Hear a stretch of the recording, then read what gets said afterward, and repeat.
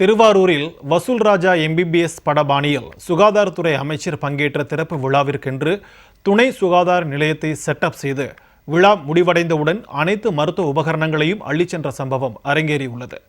விளம்பர திமுக அரசின் இத்தகைய செயல் மக்கள் மீதான அக்கறையின்மையை வெளிச்சம் போட்டு காட்டுவதாக குற்றச்சாட்டு எழுந்துள்ளது.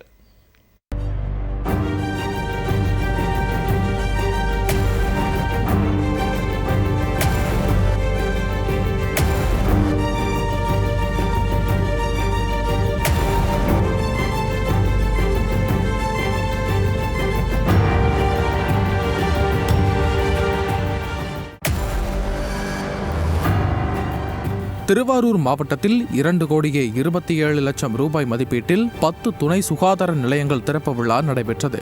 இதற்கான தொடக்க நிகழ்ச்சி திருவாரூர் அருகே கொரடாச்சேரி ஒன்றியத்திற்குட்பட்ட என்கண் கிராமத்தில் சுகாதாரத்துறை அமைச்சர் மா. சுப்பிரமணியன் தலைமையில் நடைபெற்றது. அங்கு புதிய துணை சுகாதார கட்டடங்களை சுகாதாரத்துறை அமைச்சர் மா. சுப்பிரமணியன் திறந்து வைத்தார். இந்த நிகழ்ச்சியில் மாவட்ட ஆட்சியர் சாருஸ்ரீ உள்ளிட்ட அரசு அதிகாரிகள் பலர் பங்கேற்றிருந்தனர். திறப்பு விழா நிகழ்ச்சி நடைபெற்று முடிந்து அமைச்சரும் அரசு அலுவலர்கள் அனைவரும் புறப்பட்டு சென்ற நிலையில் திறப்பு விழாவிற்காக செட்டப் செய்யப்பட்டிருந்த அனைத்து உபகரணங்களையும் சுகாதாரத்துறை ஊழியர்கள் பிரித்து எடுத்துச் சென்ற அவலம் அரங்கேறியுள்ளது.